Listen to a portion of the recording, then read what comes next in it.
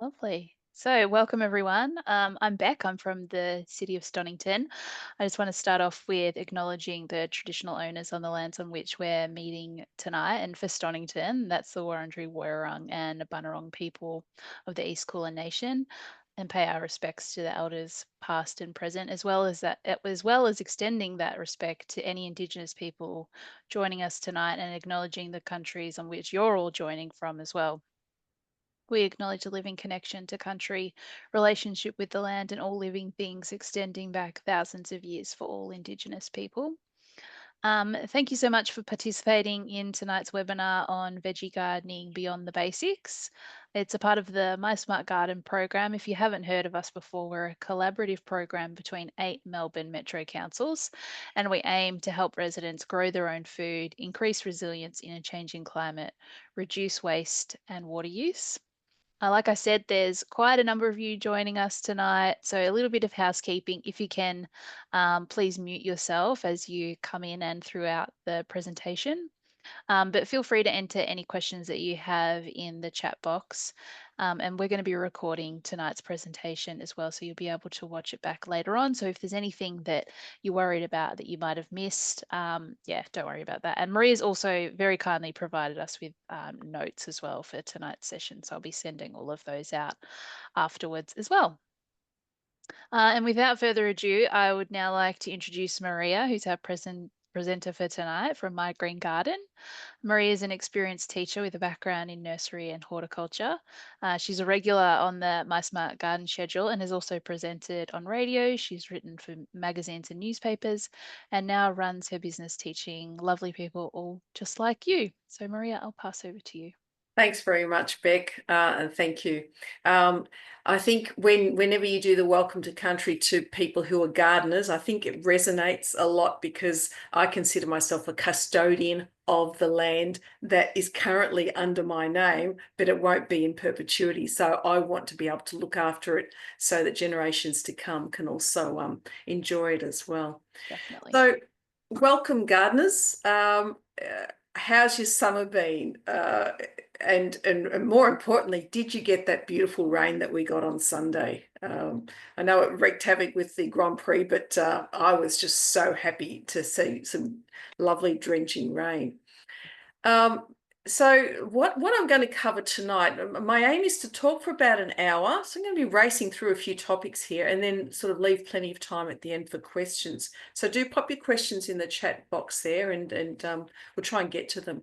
So what I'm going to cover tonight, how to say goodbye to summer, because it just keeps lingering on and your veggies might still be producing, but at some point you're going to say, okay, that's enough. So once you do that, then you have to say thank you to the soil that produced all these beautiful veggies and give it a little bit of love too. And we'll go over that. Beyond the basics means we're not talking about just growing veggies, but really looking after the soil and in terms of what we call crop rotation. And I'll discuss why we do crop rotation and how you can use it to benefit your plants as well.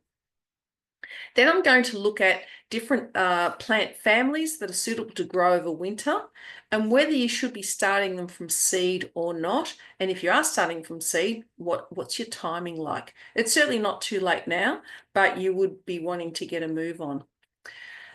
So looking at all the different choices of winter veg, some a little bit different that you may not have considered before. Their ongoing care, and that will include how to protect them from those slimy little creatures, those creepy crawlies, those little flying insects that will enjoy them before you do. So how to do a little bit of pest control without it being harmful in general. So let's get started. Saying goodbye to summer. When is summer over?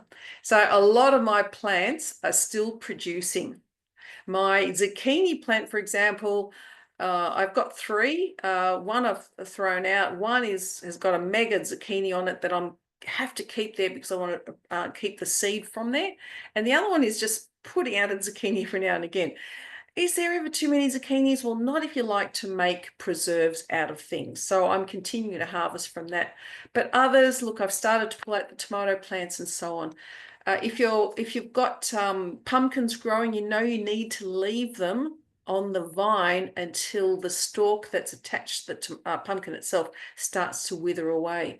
If you pick it early, that's fine, you can eat it, but the pumpkin just won't be as sweet as what it could be. But you will find that some of your plants, say for example your zucchini, will be showing a lot of powdery mildew. So this weekend might be the weekend you say, okay, that's enough now. Let's pull things out so we can start our next step and get ready for our winter veg. But if you still want to keep things growing for a little bit longer, it doesn't mean you can't start seeds of your winter veggies at the moment. You just start them off in pots so that when the soil is ready, things can go straight in. Now, a little bit about beyond the basics also means that you need to start to understand the rhythms of your garden. And especially when we talk about crop rotation, it's pretty important to remember what you planted and where you planted it. Now, I've got several veggie patches, and I certainly am not going to remember from one year to the next what I planted. So I do keep a garden diary, and it's just an old sort of art exercise book, and I draw up my veggie patches, and I start to put things down that were there, or things that are going in, or actually I often write down when I started harvesting things, because I've found that harvesting has started a little bit earlier than it ever used to. So I just want to see if that's an ongoing trend or not, because we're talking about dealing with climate change, and perhaps that is what's going to happen. So I'll often record dates in my garden diary. I'll certainly review the season's successes / I should have written failures. Not everything works. So if you make a note of, for example, where you planted something, it didn't work there, well, that might be a reminder, okay, let's not plant it there again. Perhaps it got too much sun or not enough sun, or something else happened. So, that particular variety might not have been a great one to plant. So review those successes, but as well the failures. And this also helps you to plan forward. So I'll have in my garden diary, I will then turn over a new page, draw up the garden plan again. So I've got a warm season planting plan and a cool season, and we're moving into the cool season one. Eventually it will get cool. So this helps me to get clear in my head, well, what do I really want to plant? And then where am I going to put it? And that might have something to do with the crop rotation, which we'll have a look at as well, because I certainly can't rely on my memory anymore. It, one season just fades into the next. So having something down concrete, it's really quite good to look back at later on. Right, but if you have emptied out your gardens and you want to start, you might be a little bit dismayed, particularly if we were doing this talk this time last week, at how dry the soil is. If you haven't been watering consistently, it doesn't take long for soil to dry out. And you can tell if it's dry by when you go to water it, the water pools in little cracks and crevices in the soil and doesn't soak through. And if you scrape across the top of it, you might be able to see some dry patches. So the water might have only penetrated 0.5 centimetre, a few mils. So you think you're watering, but the water hasn't penetrated. That soil has become hydrophobic or water repelling. How can you re-wet it, or how can you get it to absorb that moisture all over again? Because it's no point planting into dry soil. Those plants are just going to suffer and die. So we have to try and overcome the hydrophobic nature of soil has come about because there's a certain soil bacteria which has a waxy coating, which has overtaken the other bacteria which will actually absorb moisture. Now, you can go to a nursery, for example, and you can buy a soil conditioner, which is called a soil wetter. And it's basically really just a very fancy detergent to overcome that waxy bacteria. And you've got to water it in and water it in and water it in again and again and again. If you want to save a little bit of money, and I do prefer it to do it this way, if you have a worm farm, I would invite you to get a a trowel load of the worm castings from the worm farm, separate the worms from the castings, and there are easy ways of doing that. And once you've just got the castings, which is effectively the worm poo, I'll put them in a watering can and I'll fill up the watering can with water and just stir it all up so that the castings have dissolved, I suppose, or, mixed through the water. And then I water my soil with that. Now, what is happening when I do that is that the bacteria that's in that vermicast, the worm castings, will overcome the hydrophobic or water repelling bacteria that's in your soil. So it's a natural soil wetter. So if you've got worm castings, if you've got a worm farm, here's another good reason to have one, to use your worm castings there. Or we wait for some good rain. So you may have found that after the weekend, we got about 30 mils here. I live in Donvale, eastern suburbs, and we got about 30 mil, and it was just glorious. And I'm hoping for some more follow-up rain tomorrow, but I did water again today. Okay, I don't want the soil to dry out in between, because then I'm going to have to go through the trouble of trying to re-wet it. But this is really super important. Pull out your summer crops, re-wet that soil before you do anything else. So once it's re-wetted, now here is the time that you say thank you to your soil for being so good to you over summer. So that soil is packed a whole lot of punch into your veggies so that you can harvest vegetables. So it's pretty much depleted after that. So we've got to put something back in. And what I do, I call it soil rejuvenation. This is where I go to my compost bin, and hopefully you're all composting. And this is when I empty out my compost bin and I'll add it to the soil. The way I add it is I'll just put a layer of the compost, and when I say a layer, if you've got heaps of compost and only a small veggie patch, add lots of it. But if you've got a large garden, only a small amount of compost, you add as much as you can, basically. But I lightly fork it in. So I've got a large garden fork and I'll just fork it through. Worms will come up and drag it down for you. So you don't have to do any wholesale digging and turning over the soil. I don't like turning over soil.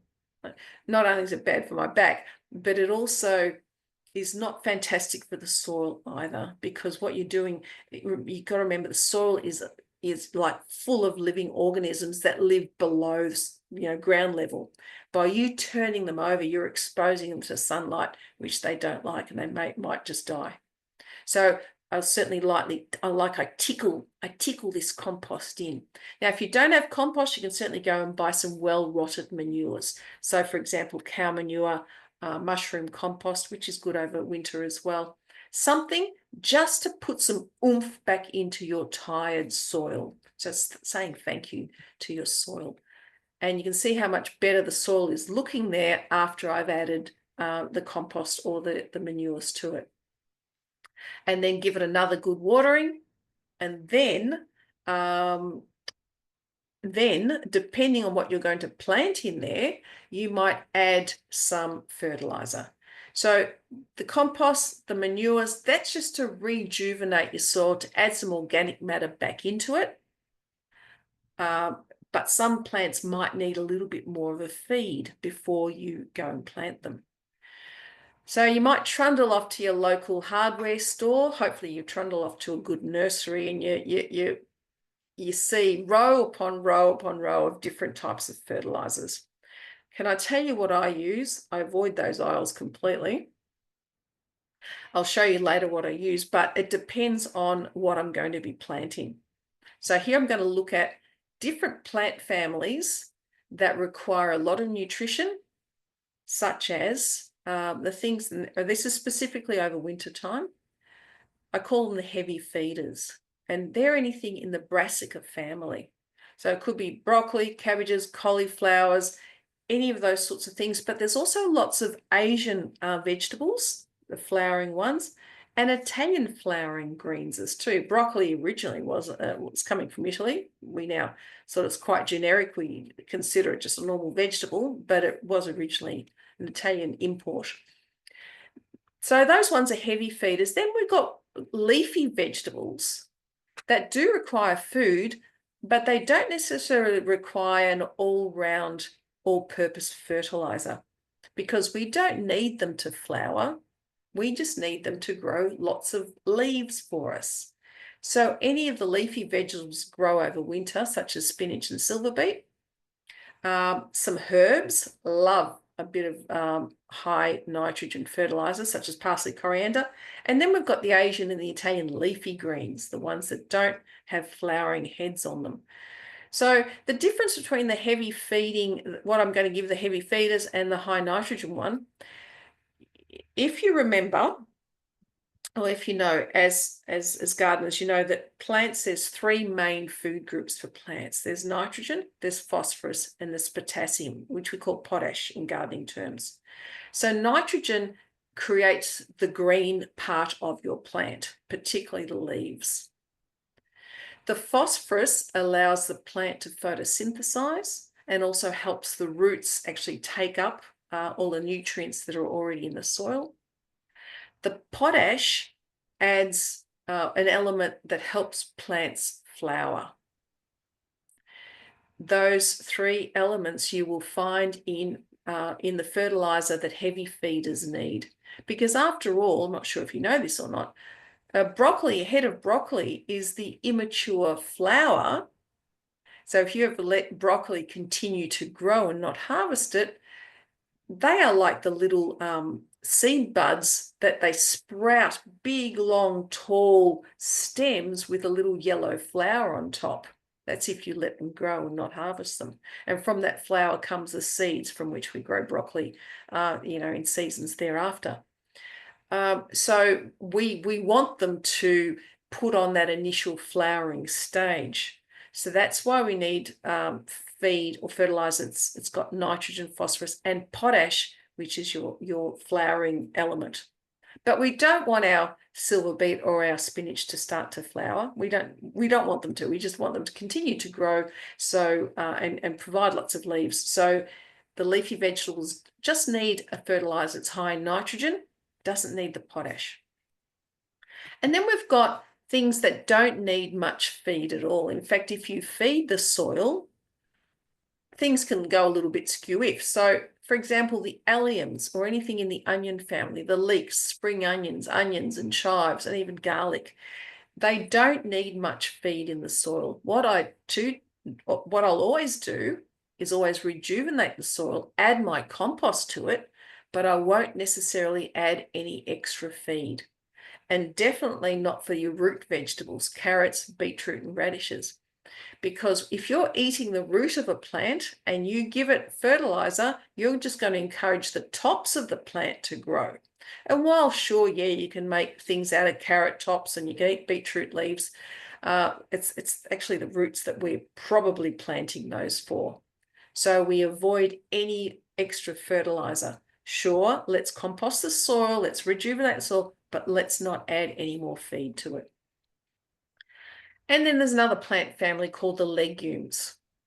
Over summer, the legumes that you're probably growing are beans, the long green beans, all the different varieties of green beans. Over winter, we move into the peas and snow peas range, as well as broad beans. They grow over winter and sort of come into maturity in springtime. They produce their own food, and I'll show you a little bit later. So they don't need much feeding at all. Now, the reason you need to know about these things is that when you go to purchase fertilizer, if you don't have it already, this is what we're looking for. So before we plant, so you've done your soil rejuvenation, and before you plant, we add some sort of organic slow release fertilizer. So the ones that are heavy feeders, high general nutrient needs, and for example, the brassica family, it's sold as perhaps dynamic lifter or rooster booster, sometimes organic extra. What it is basically is chicken manure pellets, or chicken manure in a pelletized form with added bits and pieces in it, because chicken manure really just has nitrogen and phosphorus, doesn't have potash. So this gets added to it. So you'll know what they are. If I was doing this face to face and I took the lid off that little thing, you would smell these pellets. They stink, all right, but they're great for your soil. They feed the soil so the soil can feed the plant. They're not a fast release, they're a slow release, which is what I aim for in my soil. So they're for your high feeding, but if you just want to put some fertilizer down for your leafy vegetables, then we put in blood and bone, because blood and bone only contains nitrogen for your green leafy stuff, as well as phosphorus. It does not contain any potash at all. So that will help. Now, I know some people, let me just do a word about blood and bone, have asked me about their tomato plants that are still beautiful and lush and green at this end of the season, but they've hardly put on any tomatoes. And when you work backwards and say, well, okay, what did you do to your soil? Well, they either put a lot of blood and bone in their soil, or they put a whole lot of, say, chicken manure in their soil, both things that are very high in nitrogen, which encourages green leafy growth, but it doesn't encourage the flowering. So plants will flower as a response to stress. They think they're going to die, or, you fed the soil with potash, which encourages the flowering. But if you've got them in lovely, rich soil full of nitrogen, those plants just happily just live on, but without doing what you want them to do, which is produce those fruiting vegetables. So high nitrogen plants, just use blood and bone. Don't use the dynamic lifter. Now, the other plants that are light feeders only, I mean, if you wanted to, you could add this stuff called rock dust. Rock dust is just like, it is quite literally rock dust. So it is slow release. Once you put it in, it releases over, say, 6 months. And it adds those micronutrients. So the 3 macronutrients, nitrogen, phosphorus, potash, they're your main food groups, let's say. Micronutrients are all those minerals and other elements, like, for example, for us taking a vitamin pill if our diet isn't good enough, okay? You can't live on vitamin pills, but they certainly might boost where your general diet is lacking. And so that's what these micronutrients do. In soluble form, this rock dust is really seaweed. If people are putting liquid seaweed on their plants, that's what, in effect, what rock does is slow release, liquid seaweed does in fast. So looking at those plant families, there is also another soil additive that you might add at the moment. Some plants, particularly over winter, do better in alkaline soils. So if you don't know if your soil is acidic or alkaline, you can do pH tests. And if we were together, we would be doing some right now. But the pH test will tell you. But if you do need to add some garden lime to sweeten the soil or make it slightly more alkaline, we add garden lime or dolomite lime. Dolomite lime, the only difference is it also contains a micronutrient called magnesium. Now, vegetables that like a bit of alkaline soil are the alliums, the onion family, or any of the bean family. They do prefer things to be slightly on the alkaline side. Now, as a proviso, though, if you have to add this, don't add lime products at the same time as adding those fertilizers from the previous slide. They react. And what happens is that the nitrogen that's in your fertilizer will gas off and become part of the general atmosphere and not stay in your soil. So leave a couple of weeks. Either you add garden lime and leave it for 2 weeks and then add your fertilizer, or vice versa. Don't add them at the same time. All right. I'm going to, now we're going beyond the basics. Now I want to talk about green manure crops as well. So I will use green manure crops over winter, because even though in summer I get plenty of sunshine on my property, on my garden beds, in wintertime I don't. The lengthening shadows means I've got lots of places in shade. And rather than let the soil lie fallow or empty, I might put in a green manure. So this is a crop that we add to feed the soil. You won't be eating it. So what it contains is just seeds, and the seeds are legume seeds. You can see on the packet there, dun peas and lupins, they're both legumes, and then grassy matter. In this case would be oats and rye corn. Right? So we scatter this across the soil, and then it starts to grow, and that's what it might look like. When it gets to about knee high, or before it starts to flower, you get in there with your garden spade and chop it all down, and you can either lightly dig it through the soil or just let it lie on the soil surface. And the point of doing that, it adds manure to your soil in the form of this green matter. So it's adding organic stuff to your soil. So rather than just your soil doing nothing over winter, you might consider this green manure crop. So after it's dug in, you can wait a few weeks and then grow in that, or you can leave until summer and your soil will be well and truly ready to go. Right, so crop rotation. We do it for two reasons. The first reason is to avoid the buildup of pathogens in the soil that affect particular plants. The two main families of plants that are affected by soil pathogens, one of them are the Solanaceae family. Solanaceae, you might have been growing some over summer, and tomatoes are part of that family. So tomatoes, eggplant, capsicum, chili, and potatoes, they're all part of the Solanaceae family. So we try to avoid, say, growing tomatoes in the same spot year after year because of the buildup of those pathogens. So as soon as you put seedlings in, they might die, or something, things go wrong because the pathogens are there. So we break that cycle by not planting in the same spot year after year. Now that creates an issue if you're only got a small garden, okay? So one year you might have to break the cycle by planting your tomatoes in pots rather than in the ground. Or you can look for varieties of tomatoes that are disease resistant. And I did grow one this year and I was amazed at how well it grew. And it's called Burnley Sure Crop. Burnley Sure Crop, lovely round tomatoes. And while other tomatoes around it were starting to go brown and everything, it was still beautifully green. So disease resistance is one reason. The second family is the brassica family. So anything in the broccoli family, we avoid growing that in the same bed year after year. So one reason for crop rotation is to avoid soil pathogens building up. The second reason is for nutrient cycling. So it makes sense, for example, that after you've had heavy feedings in the soil, so for example, you might have had tomatoes, which is part of the Solanaceae family. They've pretty much depleted that soil. So sure, put some compost in, but then it makes sense to, well, let's put in things that don't need much feeding. We follow the heavy feeders by light feeders.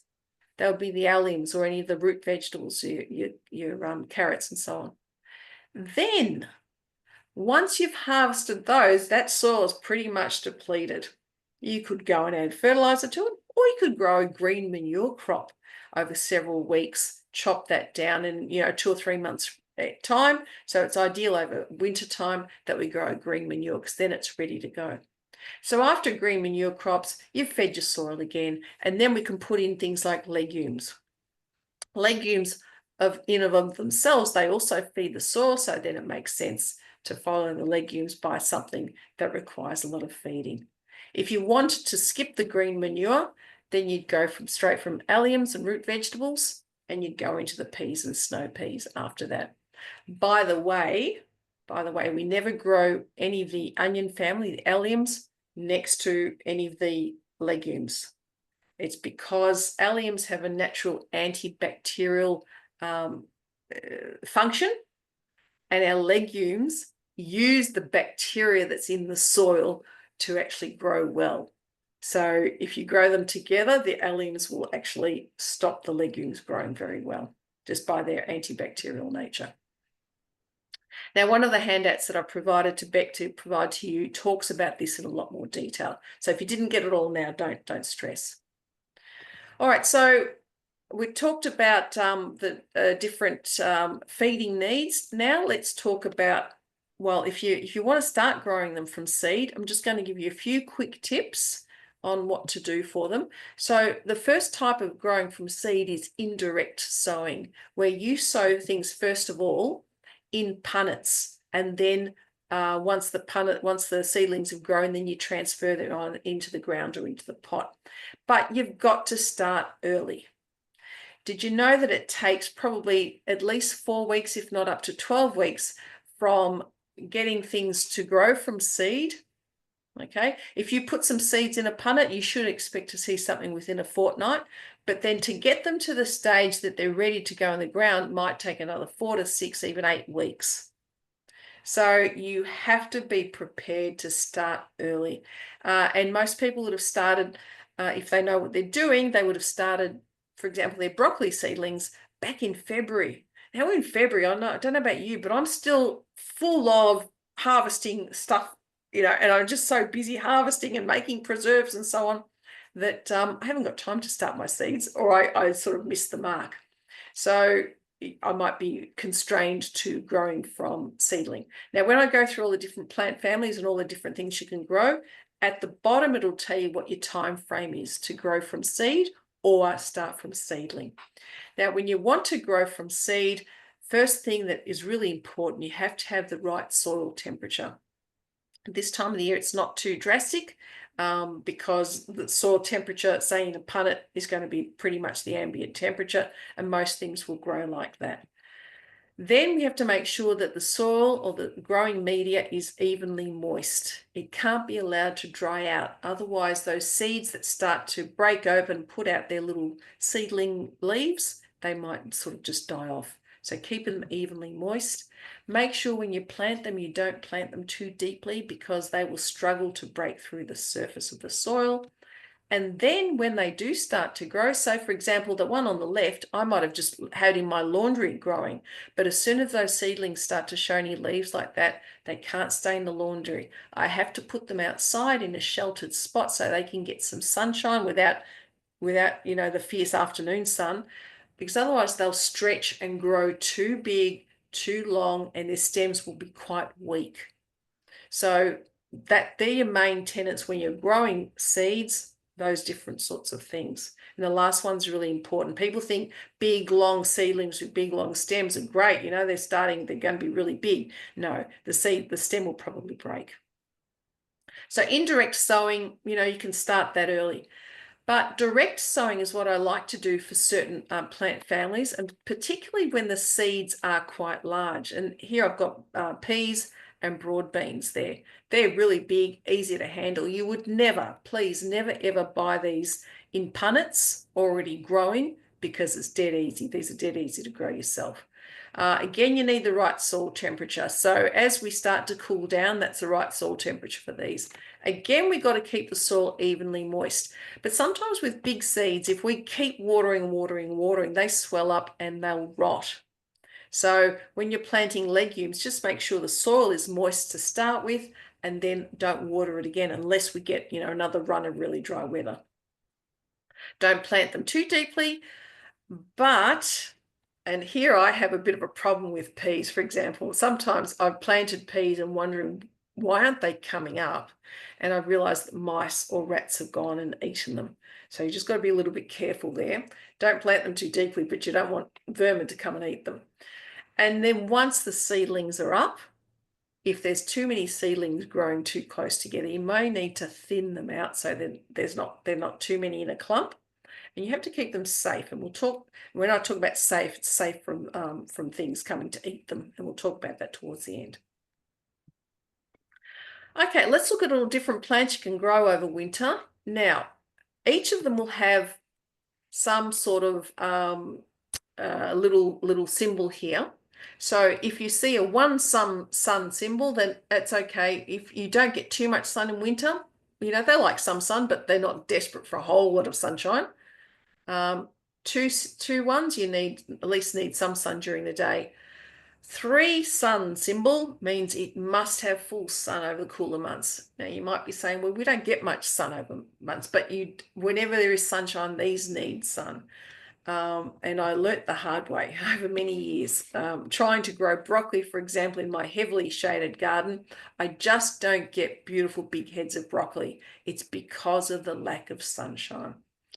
I'm also going to have a little symbol if you want to grow your plants in pots. And note, I'm talking large pots. Tiny little pots are not going to grow very big plants for you. And then what might affect them? So slugs and snails, aphids, and the pesky one that we really have to worry about at this time of the year is the cabbage white moth. And at the end, we'll talk about them. So you'll see all the symbols there. Take note of those. And at the bottom, it tells you when to grow. If you want to grow from seed, how to grow it. Is it direct or indirect sowing? And then if you want to grow from seedling, when you can put them in. So let me talk about, for example, broccoli. A standard one is called a calabrese. There's also purple ones that, unfortunately, they look purple. I mean, they're purple when they grow, but when you cook them, the purple leaches out, so you're left with green broccoli. And there's also ones that sprout. Now, a lot of them, once you've cut off the main head, those little side shoots will continue to sprout as long as you continue to harvest them. Okay, so keep cutting off those little broccoli and that plant will keep growing for you. But if you miss cutting them off, what happens, remember these little, each of these little florets in there, they are a potential flower spike. So you'll find that they start to grow really tall and have a flower at the end, and that flower will produce seeds. So if you don't keep cutting, what happens is they'll go into seed formation, and they're not good to eat at that point. And then we're getting to the Chinese style broccoli, same growing conditions, okay? They probably don't need as much sun because we're not expecting a large flower head, and that you tend to eat the stems and the stalks a lot more. By the way, standard broccoli, you certainly can eat the stems and the leaves, but we're just not used to doing that. But the Gaylan or the Chinese broccoli, we would be. Then there's cabbages and cauliflower. Again, a lot of sunshine is needed for these to get decent sized heads. And these ones are a little bit problematic because if you say buy a punnet of cabbages, you're going to get 6 or 8 cabbages all maturing all at the same time. So you might want to either grow from seed, not grow as many, or share a punnet of seedlings with other people, or make a lot of sauerkraut at the end of the season. They're all affected by the same creepy crawlies. I do prefer actually growing wombok, one of the Chinese cabbages. They grow a lot more quickly than your traditional Savoy style cabbage. Nice and tender, and they're much easier to eat as well. So I do prefer the Chinese cabbages. Also in the brassica family are the kales. Now, you're probably used to the one on the right, and that's known as your Tuscan kale, but there's lots of other different varieties. We tend not to eat the stem. It's really quite woody, so you sort of scrape back or cut off the stem and use the main leafy part. They don't need as much sun because you're not wanting them to flower, right? So definitely will need some, but won't need full-on sunshine. And they are suitable to grow in pots. Again, they're going to be affected by those same creepy crawlies as the other brassicas, and particularly that cabbage white moth. Other brassicas with an Asian twist. This is a type of cabbage, but those leaves are like the size of a spoon, so tatsoi. And the beauty of this is that you can just, harvest leaves at a time to add to your stir fries. So you don't need to pull out the whole plant, and that will keep producing for you. And because it's small, suitable for pots again. Then all the spicy, peppery ones. So brassicas are sometimes called the mustard family. And when you start to eat mizuna or mibuna or these mustard greens, you'll get this really peppery, fiery taste, which I really quite enjoy. But I wouldn't, for example, have a salad that's just full of mizuna and mibuna. You just have sort of touches of it in there because it really is quite overpowering. And mustard greens, I just like to nibble as I wander through the garden. And the seeds from these sorts of things is what we call mustard seeds, which we use in cooking or in making in mustards. Seeds or seedling, they'll all be fine in pots as well. And because being brassicas, they all are afflicted by the same creepy crawlies. Let's get on to the legumes because these are great to grow over winter. But I find in my garden, I don't know if it's a factor because I don't get much sunshine, they certainly grow, but I don't get the actual fruit from the plant, the broad beans or the peas or the snow peas. I don't get them till, say, September, October. Now, if you're in a garden that gets plenty of sunshine, they will produce earlier for you. And these are things that you can just keep picking and picking and picking. Now, I think we're all familiar with eating snow peas. but have you ever eaten peas that you've podded yourself straight from your plant?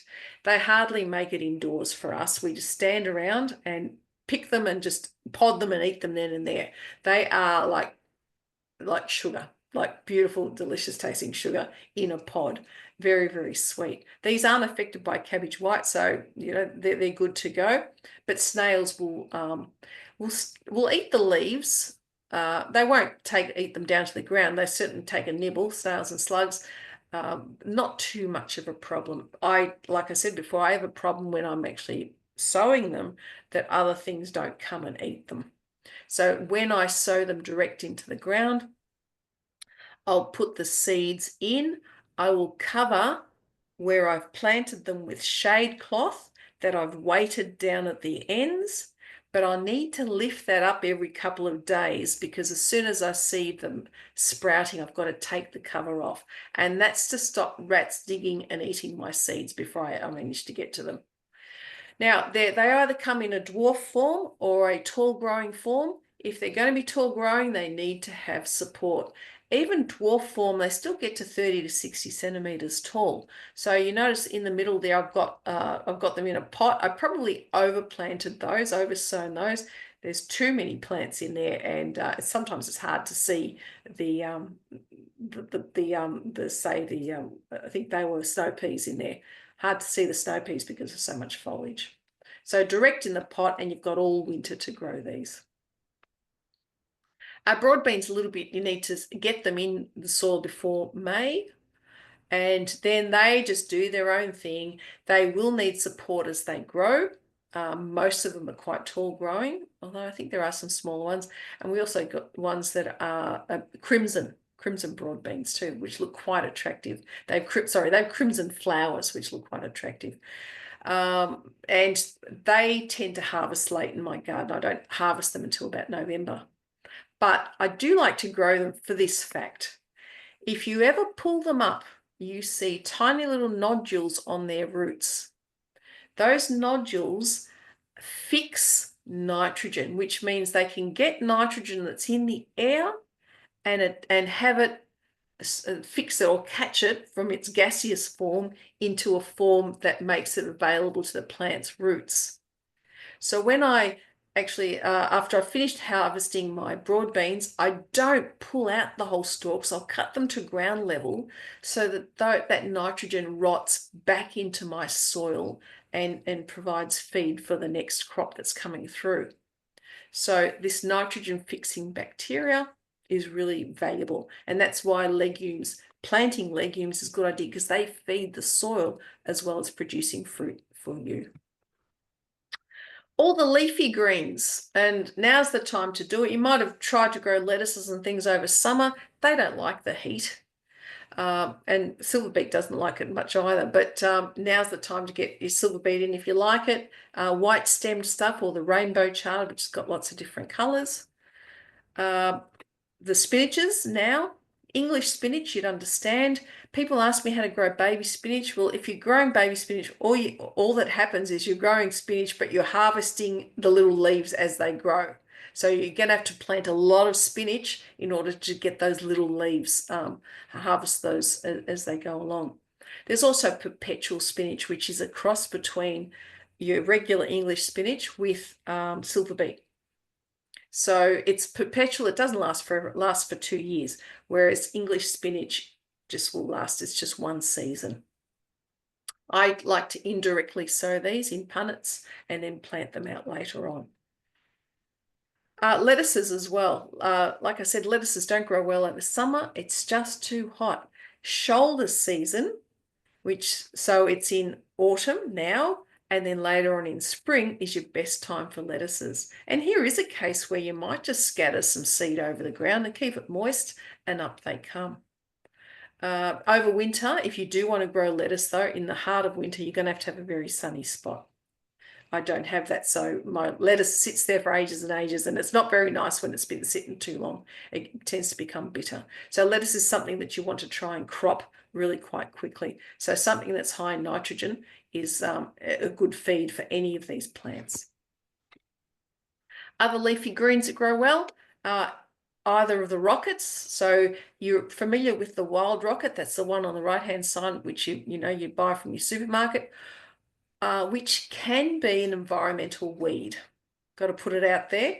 It self-seeds very easily and comes up everywhere. So if you're living near parklands or something, it's not a good idea to grow that one unless you keep harvesting it and not let it start to flower.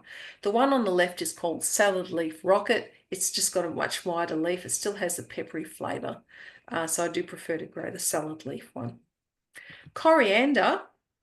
If you've ever let coriander just go to seed if you're growing it, and again, people like to grow it over summer because it goes well with summer salads, but it doesn't like summertime. It grows from autumn, winter, spring, and then it stops and goes to seed. But if you've ever let it go to seed and the seed drops, I would expect if we get some rain again tomorrow and the soil starts to cool down over the next month or so, you're going to get coriander seedlings coming up everywhere because the soil temperature is right for them to germinate. The seeds might have been staying there all summertime, but because the soil temperature wasn't right, they just sit there. When it's right, up they come. And we need to protect these from snails. Garlic. Let me spend a little bit more time on garlic because this is a crop that's well worth growing.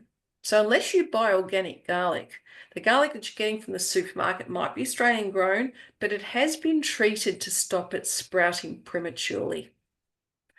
Garlic that you got from overseas has been treated that way, but it's also been treated to prevent any soil-borne diseases coming into Australia. And the stuff that they spray it with is actually quite toxic. So growing it yourself certainly makes sense. You need deep soil though. Those roots that you can see attached, that's only a tiny amount of the roots that's left over after the garlic's harvested. They actually go very, very deep. So you need soil that's at least 30 to 40 centimeters deep in order to grow big garlic cloves. Small ones, yeah, they'll grow in any soil, but if you want those nice big ones, bulbs, you need deep soil or deep pots. I enrich the soil with the compost. It also needs to be well drained because this garlic's sitting there for a good 6 to 8 months.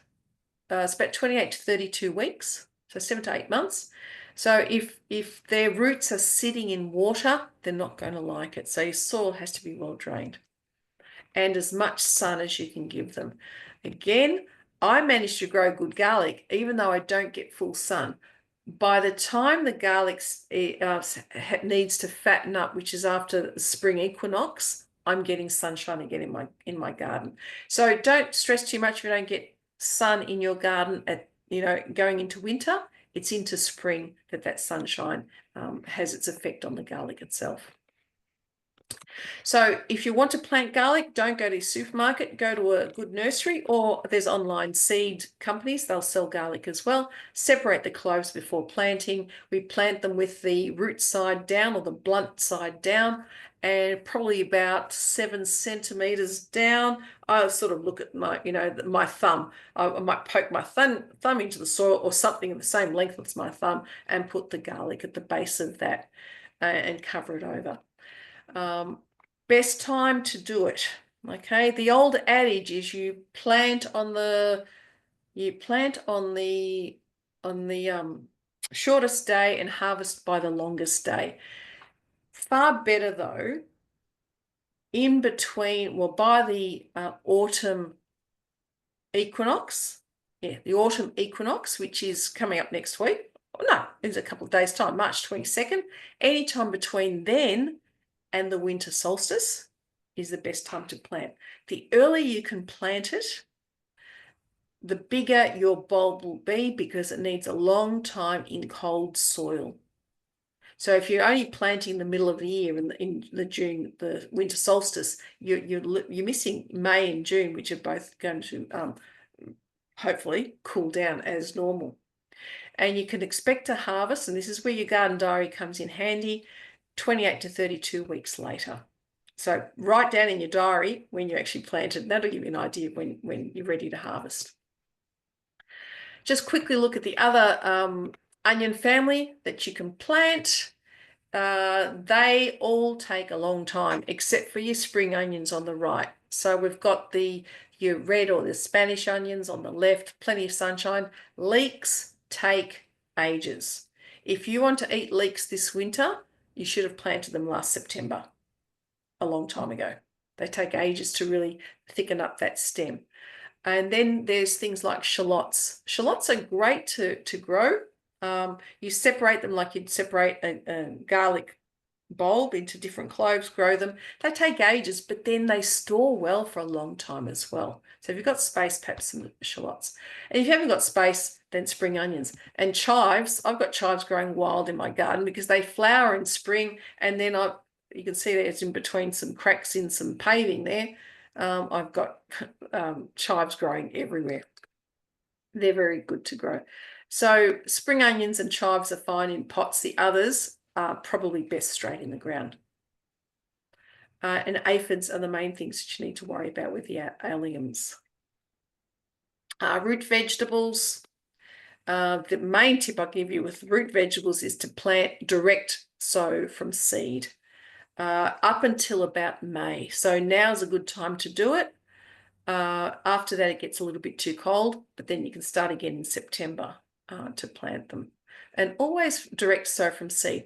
The reason we don't grow, for example, carrots from seedling, and even beetroot too, radishes are just easy to grow from seed. But the reason we don't is that imagine you've got a punnet of carrot seedlings, and you're teasing them apart to plant them individually, invariably you're going to damage the roots. And when you damage the root and put it down there, that carrot is going to grow very skew-if. It's going to have little arms and legs and everything. Still edible, but just not a lovely long straight carrot that we're used to. It's because there's been root damage. However, if you grow them from seed, there's no root damage there at all. And make sure your soil is not fed with anything.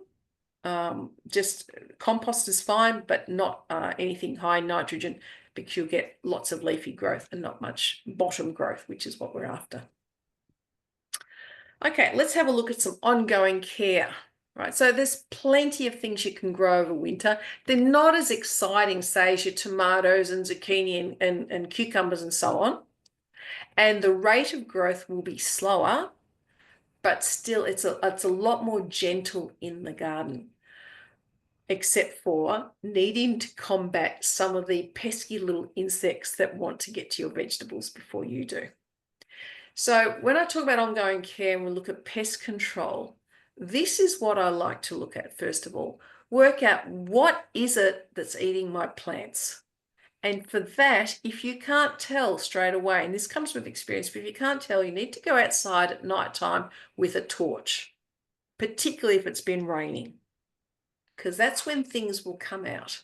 So go out with a torch and see what's going on out there. A lot of these insects, or whatever they might be, take cover during the day because otherwise they'd be easy targets for birds, for example. And so they'll come out at night time to feed. So once you've ID'd what it is that's eating your plants, then my next port of call is trying to stop those pesky things getting to my plants, and that's called exclusion, stopping them getting to the plants. Then trying to trap them away from my plants. My last resort is looking at chemical deterrents, otherwise known as pesticides. That's my last resort. So let's have a look at some of them. And this is the most important one you'll have to contend with if you're growing any of the brassica family, whether it be kale, whether it be broccoli or cabbage, or any of the Chinese greens. What happens is this butterfly will be flitting around during the warmer months, and it's looking for somewhere to lay its eggs, so that once those eggs hatch out, we've got lots of very hungry caterpillars here, which very quickly will start to eat away at your plants and skeletonize your plants, basically. So what I need to do is, as soon as I've planted, and I mean as soon as I've planted any of those broccoli seedlings or any of the brassicas, I have to put some sort of netting over the top to stop them getting in. And I need to prop up that netting so the netting isn't sitting flush on the leaves of the seedlings, because they might even be able to lay their eggs through those holes. Now, we all know, I hope, that exclusion netting nowadays can't be the old bird netting with holes, about 1 centimetre wide. We're not allowed to use those in the state of Victoria anymore because of the issues with birds and other small animals getting stuck in them. So this exclusion netting is much, much finer. We need to keep that on until the weather cools down sufficiently. And I used to say it was until May, because once the weather's cooled down, the cabbage white moths aren't active anymore. But I would probably keep it on a little bit longer now because of the warming seasons and so on, if you see them around. Now, if they've managed to get to your seedlings before you've excluded them away, there are some safer pesticides that you can use. The first one is called dipel, and that comes from a soil bacteria that scientists have discovered will, after you've sprayed, you need to spray the affected leaves, or any of the leaves, I suppose, but spray the affected ones. The caterpillars will continue to eat for another day, but then once they've ingested the treated leaves, what happens is that the bacteria in the pesticide chews up their stomachs and they'll die. So dipel is one. Yates Success works the same way, it's just got a different active ingredient. So they are both things that I'm loath to use, and I probably don't need to use because I use that exclusion netting, but I have used them in the past. Slugs and snails. Now, they'll, even though it's been dry, say up until Sunday, slugs and snails are still around, particularly snails. They can coat, they sort of retract into their shell, and that opening the shell is coated with some sort of mucus that dissolves when it rains. So that gives them the wake-up call to come out of their shell and go out and start to eat. Otherwise, they can stay like that for a long time. So what I like to do, first of all, plants will look after themselves when they're big enough. And a few nibbled edges and things I'm not fussed about either. But it's the seedlings that we need to watch out for. So, for example, a form of exclusion to stop snails and slugs getting to your young seedlings might be things like that. Just, cut up drink bottles that are placed over them at night time. During the day, you can take them off, but at night time, until the plants get big enough that they, a little nibble here or there doesn't bother them. Another type of exclusion which I like to use, and this is reusable year after year, I've got some old PVC pipe that that my husband cut down for me, and then you can buy this copper tape which is has a backing of adhesive. It's like a glue, and I put it around that that PVC pipe. Or it could be any type of pipe, really. It could even be a drink bottle. It's just that the PVC is really quite hard wearing, and I've used them for years now. So what happens is the snail senses that there's something in there. It goes to slide up there, and once it slides over that copper part, it gets a bit of an electric shock, and so it retreats, and it won't go up there. So I've saved, hundreds of seedlings just by using these types of little barriers, basically.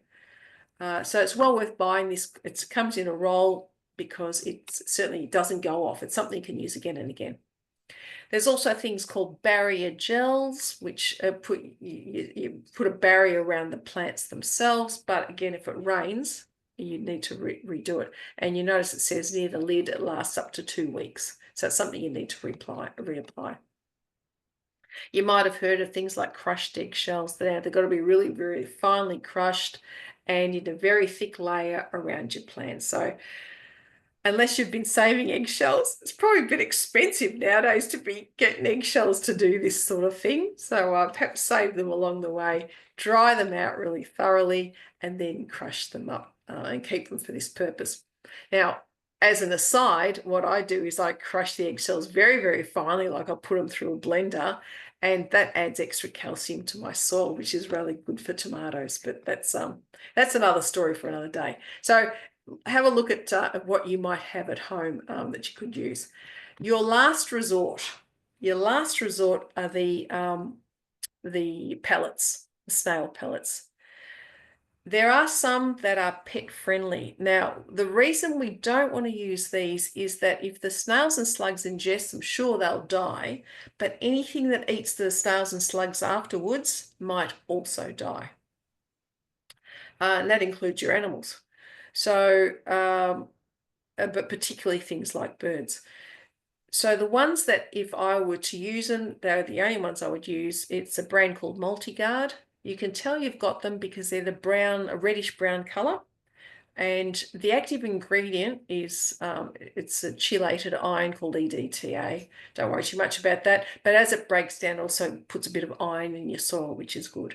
The other color ones, the blue and green ones, they're, I think the active ingredient is something called metaldehyde, not good for anything that eats those snails afterwards.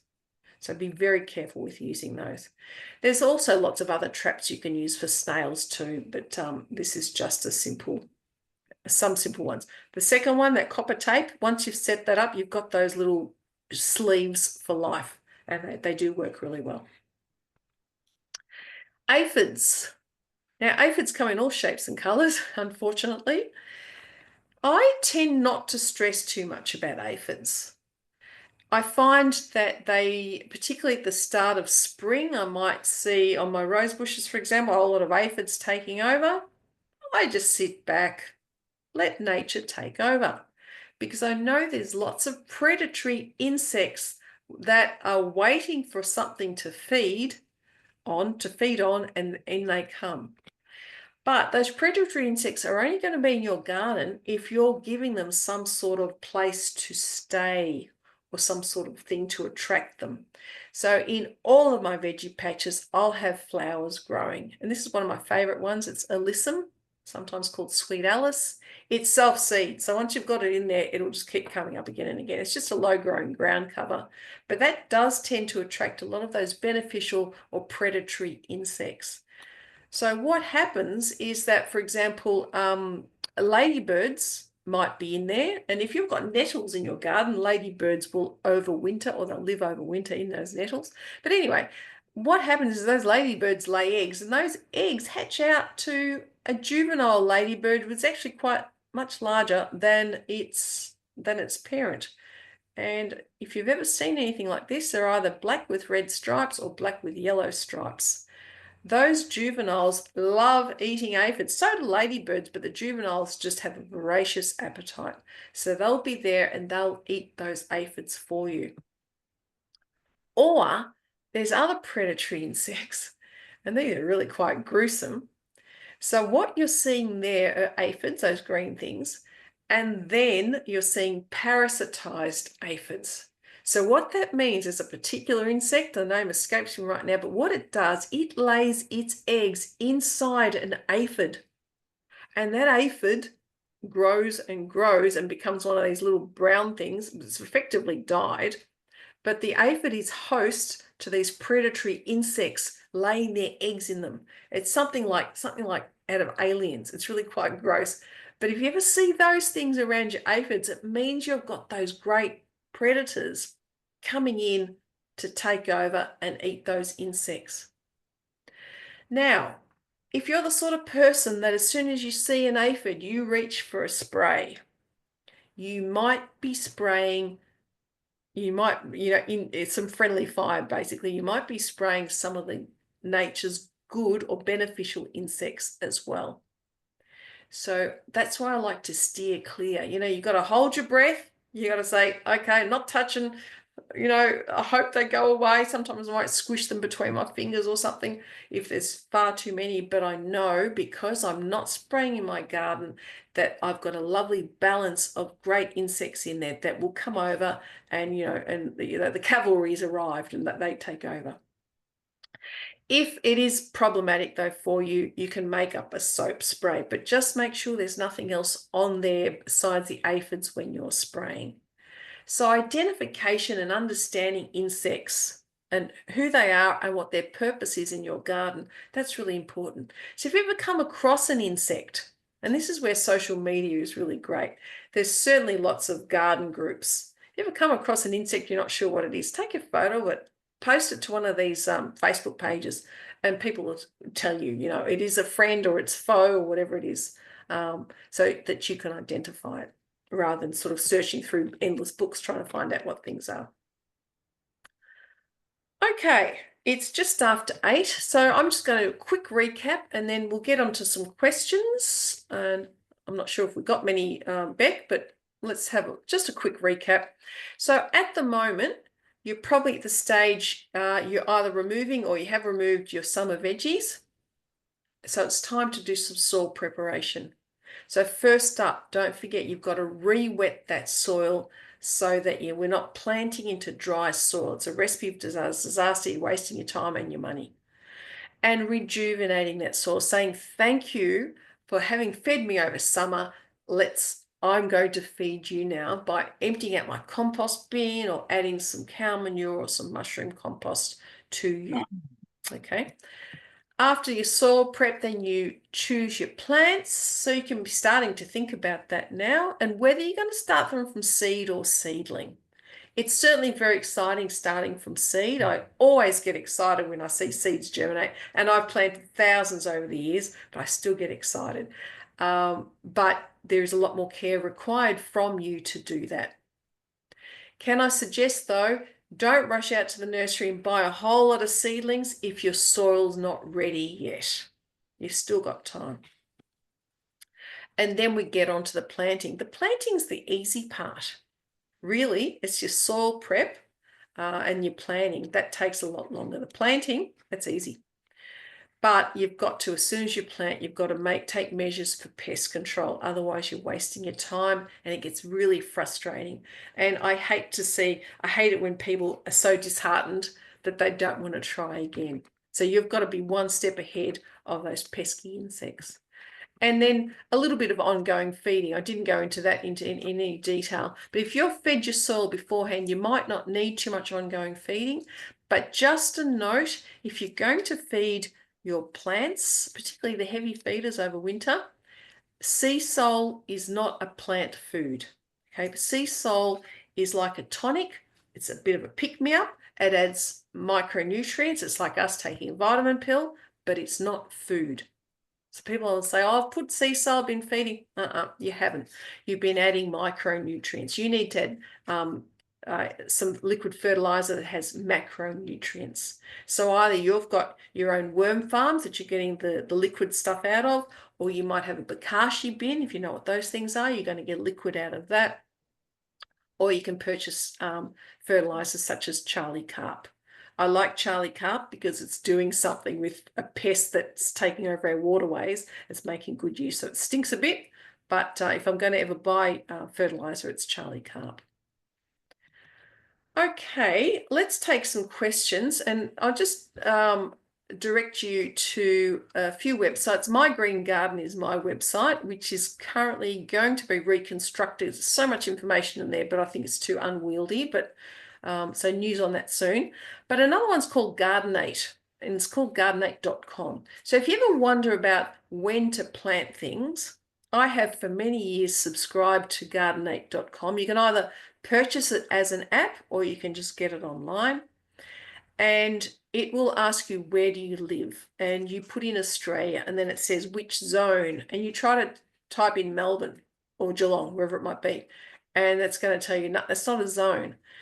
It's asking you, are you cool temperate? Are you warm temperate? Or you could be tropical, but we're not yet anyway. Melbourne is considered warm temperate. Once you subscribe to that and it's got your details, warm temperate or something, you can subscribe to either a monthly email or a fortnightly one with reminders of what to plant when and when to start it from seed, or whether to, put seedlings in right now. And if you're starting from seed, should it be under cover or it should be outside? It's a treasure trove of information. So until you've got the experience to know what to do when, gardenate.com could be your best friend. I'd really recommend it. And then, of course, the My Smart Garden website. That's full of information because My Smart Garden's been going for a long time now. And every time we do any of these presentations, they all get uploaded to that as well as information sheets. Okay, that's it from me talking. Now, Beck, have we got questions? Yeah, we certainly do. And I just want to reiterate, I love Gardenate too. I love getting the monthly reminders about what I should be putting in and what I should be doing. It's always really useful. Yeah. Okay, we've got a question from Joanne about different types of manures. And do you find that some of them change the pH in the soil, particularly looking at mushroom compost? Yes, and mushroom compost is good. It will make your soil slightly more alkaline. In fact, it'll make it considerably more alkaline, but for winter veggies, that's quite good. So there are the alliums, so the onions. They do like a more alkaline soil, and also the brassicas, the broccoli family. They do prefer it, as well as the legumes, your broad beans. So a lot of your winter veggies do like a more alkaline soil. If you do add mushy compost, you don't need to add garden lime. Okay, now just a note about garden lime, and this is where your diary comes in handy. You wouldn't lime your soil more than once every 2 years.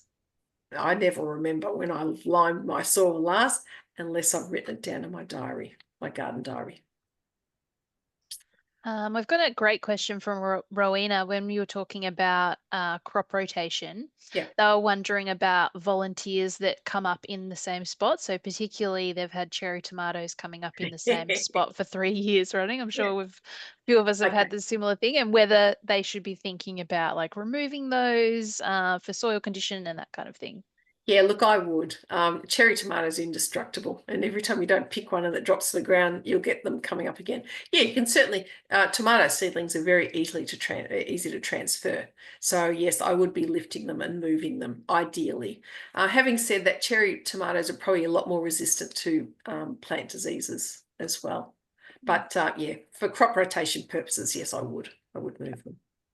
And Catherine's wondering the best way to add fresh chicken manure to our compost. Yeah, I've got chooks too, Catherine. So what I do, my chooks sleep or in their chicken coop. They're on a bed of wood shavings. So in the end, I'm mixing wood shavings with my chicken manure into my compost. All right. So, but if you've got straight chicken manure you're putting in your compost, that's pretty high in nitrogen. You need to balance it with something that's high in carbon. In my case, the wood shavings are high in carbon, so it's a beautiful mix in there, and that's why the compost turns out well. So you'd be looking for something high in carbon, and we're coming to the time of the year when we're going to get lots of autumn leaves. So get out there and start collecting autumn leaves, and I'd be mixing those in with my chicken manure. Your compost will tell you if you've overdone it. If you put too much high nitrogen without the high carbon, your compost will be slimy, it'll be wet, and it'll be smelly. So you do need that carbon stuff just to balance that out. Yep. It will be certainly stinky. Yeah, yeah. But otherwise, chicken manure is great in the compost. Yeah, Fantastic. it Yeah. is. I think it's Artie. Apologies if I'm mispronouncing your name. Talking about snails, they see a lot of snail shells broken or empty. What could be doing this? Birds or mice? I think I have an idea, but Maria. I've got little skinks, which are tiny little lizards. Okay. So presuming you haven't been putting pellets out, those lizards eat them. So they're Yeah. great. If you ever see these tiny little lizards called skinks, they eat snails and slugs too. So that could be them. And rats was the other thing that I've noticed. Loves Eating eating snails and snails. slugs. Oh, not Oh, slugs, just snails. I wish they'd do it in my garden. Yeah. No, I haven't noticed that. They could well be Okay. the case, but I haven't noticed that, no. Janelle's just said a comment. Eco Shield for snails and slugs is also a safe organic Sure. garden Yep. product. Yeah, yep, yep, yep. Another person's wondering about which manure to use. I guess the benefits of different manure. So chicken versus cow versus Okay. sheep. All right. Chicken manure straight into your garden's not a great idea. It's just too high in nitrogen. It's also yeah, and particularly unless you're going to put in it and not plant anything for several months, just to give it time to settle down, it's just far too strong. So the bird manures are very strong because when they, you know, too much information here, but when they poo and wee, it's in the same little lump. So it's really, really quite concentrated. And so chicken manure is best composted before you put it through your garden, whereas cow manure, if you've got guinea pigs, you've got sheep, those sorts of things, they're much gentler. And so you add them to your, and when you get them, they're partially composted. But if you've got guinea pigs or rabbits, we used to have a rabbit, and that's like pelletized manure for you. You know, you just sprinkle it over the soil. It's fantastic stuff. Manures that come from animals that eat meat, we don't use. So we don't use dog or cat poo, for example, just because pathogens, they're too close to humans, and pathogens in their poo might transfer to the vegetables. So we don't use those manures. And Laura's got a question, thoughts on wicking beds, particularly from IBCs, which are the large old sort of Yep. food grade containers. Yeah. She said, I'm part of a community garden and looking to put in some low cost beds, either no dig or considering wicking beds, as watering over summer was a nightmare. Mm. Okay. We converted one particular bed, which was U-shaped. We changed into two long wicking beds, and it was phenomenal. Sure, it took a lot of water, but the soil didn't dry out, and it was the tomatoes were fantastic. I just got so many out of there, out of those wicking beds. So you need to build them properly, okay? Because I have heard of people that plants have died because the water hasn't drained away. There's had too much water in there. But once you've built them properly, I'm never looking back. I'm looking forward to putting garlic in there. It's part of my crop rotation cycle, because apparently garlic does really well in wicking beds as long as the roots aren't sitting in the water itself. So yes, if you you could convert those IBCs to wicking beds, definitely. But just do your research on how to set them up, and to make sure you do it properly the first time around. I've also recently converted to wicking beds with IBCs, and I'm also completely obsessed with Yes, them. yeah, yeah, Gardening Australia, Laura has a really great resource for information, and also Very Edible Gardens. They sell wicking yeah. beds, but they also have some good information on their Yes, website about, that's how I got my information from the veg yeah. group. Yeah, yeah. And Laura's also wondering, Maria, what watering method you use, like dripper, irrigation, wicking, hose, anything else? Okay. Over summer, it's definitely drip irrigation. So it's like a brown sort of hose with holes every, I think, 20 or 30 centimeters apart, and it just drips into the soil. I hand water pots, but the drip irrigation where I don't have the wicking beds. The wicking beds get sort of fed with a hose into the subsoil, and there's a subs in the bottom part, and that's how I water those. But otherwise, if I've got to put a timer on, it's with drip irrigation. But not over And winter. Okay, I didn't talk much about watering over winter. In fact, I didn't talk about it at all. If it continues to be dry, we'll need to continue to water. But otherwise, I don't water too much over winter if it's wet enough. Yeah. And Karen's wondering about collecting fruit from zucchini. Do you need to leave the fruit, such as zucchini, on the plant before you save the seeds until they Yes. go brown? Yeah, they get bigger and bigger and bigger, and then they Gigantic. start to grow yellow. Mine tend to go yellow, and you need an axe to open them up, because the outside's like, it becomes quite hard, like a pumpkin, for example. Yeah, and then the seed from within that is well, it's fertile. What's it called? It's viable seed after that, and they last for years too. Those seeds. I've posted a link in the chat as well about a seed saving recording that we've done. I'm not sure if it covers zucchini, but have a look, and yeah, hopefully you'll get some useful information out of that. Sylvie has just said she's just moved into a unit in Sydenham. Previous owner put down plastic weed mat and white Well, pebbles everywhere. I think the well, soil's very compacted. Planning to put down cardboard and raised beds. Is there anything else that I should be putting down to improve the soil and encourage earthworms back? Oh yeah, yeah. Look, what I would be, yeah, get rid of all the plastic and all the. I moved into a garden that had that once. It's terrible. Okay, so don't try and dig into the soil. Just leave it as it is. You're going to be building up instead. Okay, unless you want wicking beds because they're a self-contained unit, right? And wicking beds are also useful if there's neighbouring trees.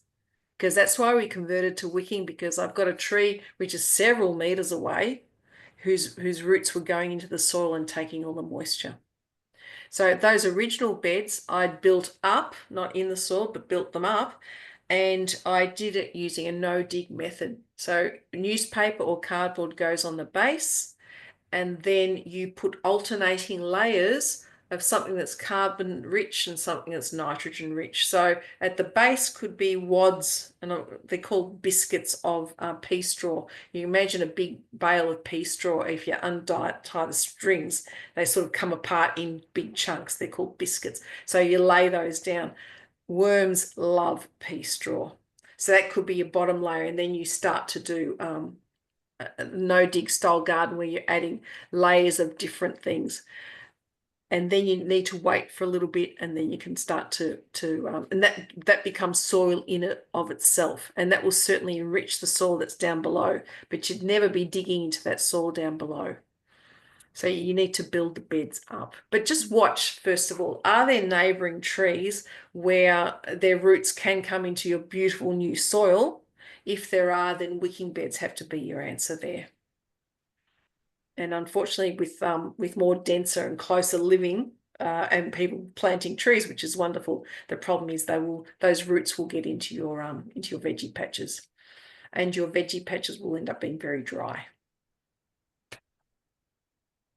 I'm just posting. We've recently run a workshop on restoring healthy soils as well, so I'll just pop that in the chat. Yeah.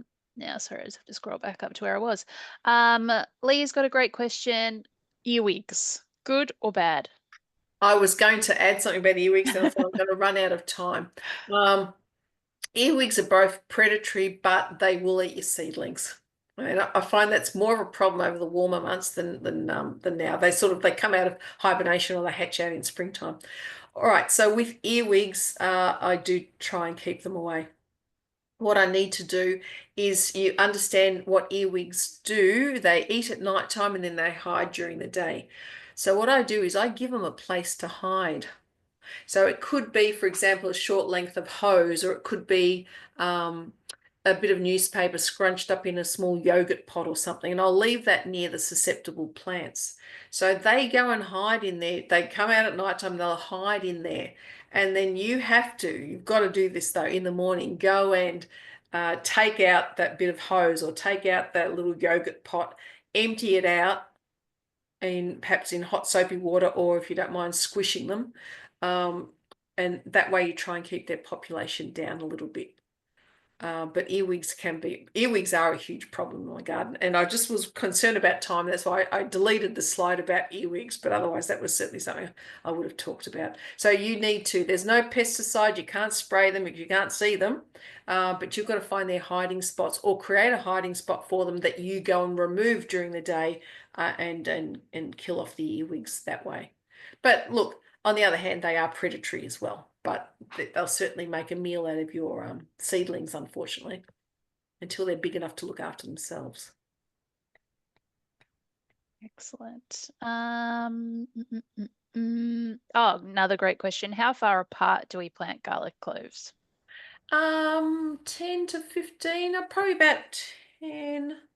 I'd say about 10 to 15 centimeters.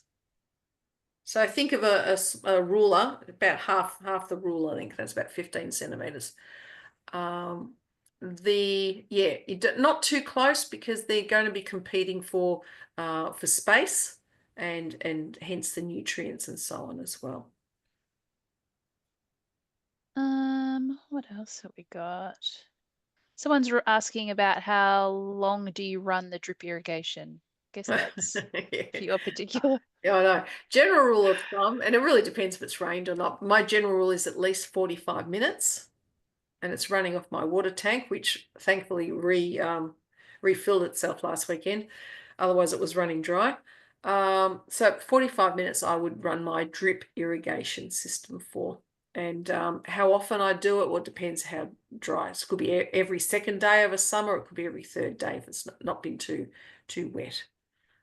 Sorry, too dry. We're getting lots of questions about watering someone. So yeah, maybe someone's recommended we run a session, so that might be a good idea. There's another person who's interested in what would you top up wicking beds with, i.e., the same recommendations as with an in-ground bed. Absolutely. Yeah. Yeah. Yep. So you need to rejuvenate that soil as well. So I'm going to be emptying out the compost bins and adding some of that to it. Yeah. And you find that with any raised bed, you do find the soil level does drop every time you harvest stuff away. Mm. Now, if you're into this type of planting called permaculture, where the aim is to minimize external inputs and try to use as much as what you can from your own garden, they utilize this method called chop and drop. So your tomato plants, you're chopping them all down and you're leaving them to rot on the soil rather than moving them away, turning them into compost and then having to bring the compost back to your soil. So minimizing inputs in terms of energy as well as external inputs if you have to buy manure and compost. So you can chop and drop, or you have to, yes, your soil level continue to drop unless you put things back into it. Yeah, so topping it up with compost, like you said earlier, and Yeah, all those kinds of things. yeah. Rowena's got a question about their worm farm. They're going to be away for 5 weeks and no one's going to be around. Should they move it? It's definitely, if you've got a garage or a cool spot, should never be in the sun anyway, particularly this time of the year. Yes, definitely move it. Feed it up, okay? Give them plenty of food. And then I would put a thick wad of, say, newspaper over the top, moistened newspaper, and they'll just chew through that. Worms are really intelligent, okay? They will reproduce as long as there's food available. If not, they'll just keep going through what they've got there. They'll just keep eating through their own vermicast. Mm. But if you've left them out and they're out in the sun, you might come back and you lift up the lid and it smells. It's because you've killed them. So Mm. definitely over summer, them has to be under a cool shady tree or in a complete south side of your building, whatever it is that doesn't get any direct sunlight, or garage if you've got the space. And someone has said, I have a few small sprouts of cherry and loads of buffalo grass coming up from my neighbour's garden in Mm. unwanted spaces. How do we control buffalo grass or grassy weeds in general, I Oh guess? God, they're awful, aren't they? I Mm. did have 2 veggie patches, which I've converted now to lawn because of that issue. I really don't know how to control it. Mine was more a cooch or kikuyu, I'm not sure, probably kikuyu, and it is dreadful. So I converted those veggie patches to growing fruit trees, and I've got rid of any edging so we can mow over them. Honestly, I don't have an answer. It really is a huge problem because even if you put a barrier down, the barrier's got to go at least, say, 40 to 50 centimeters down because those roots will go in and under. Um, so short of moving house, I really don't know what to do, or try to keep the veggie patches away, or grow completely raised again in some sort of wicking bed system. I Mm. think that's a great suggestion. Yeah. It's yeah, otherwise it's a constant battle Oh, to be it's constantly and we weeding. gave up in the end. It was just too Mm. much. Yeah. Yep. Um, I think that's all the questions it looks like. So if anyone has any last minute questions, feel free to pop them in. We've got a couple more minutes. Um, but yeah, before everyone ducks off, thank you all again so much. Thank you, Maria, as well, for your great presentation tonight. It was My really pleasure. informative. Yeah. Um, I will be sending out a very short survey smack bang on 8:30. I've got it scheduled, ready to go out. So if you've got a few minutes, I'd love it if you could fill that in and send us back your details. We've got a lot of events on over the next month or so. So if you aren't following us on social media, we're on Instagram. Otherwise, check out our website. I'm also going to be at Pets in the Park, which is a very fun event on Sunday. So if you're in Stonington or live around the area, feel free to pop in. I'm going to be bringing some seeds as well. So if you're keen to have a go at doing some seed propagation, come in and find me. Now, let me just see, there's lots of thank yous. Let me just quickly check if there's any more comments. Doesn't look like it. Oh, someone's asked about pet poo composting, and we're going to be talking about that on Sunday too. So if you're interested in that, come along to Pets in the Park. I think that's, A quick response to that. Just don't put it on your veggie patch, okay? Put it around your yes. fruit trees, that's fine, but just don't put any pet poo composted in your veggie patch. It can go anywhere else, just not your veggies. Oh, Joanne's got a great answer for the grass is to get chickens. Yeah, I suppose, yeah, put your chicken coop around them. That'll kill off the grass, Yeah, that's for sure. Yeah, yeah. exactly. That's It will right. kill. Yeah, yeah.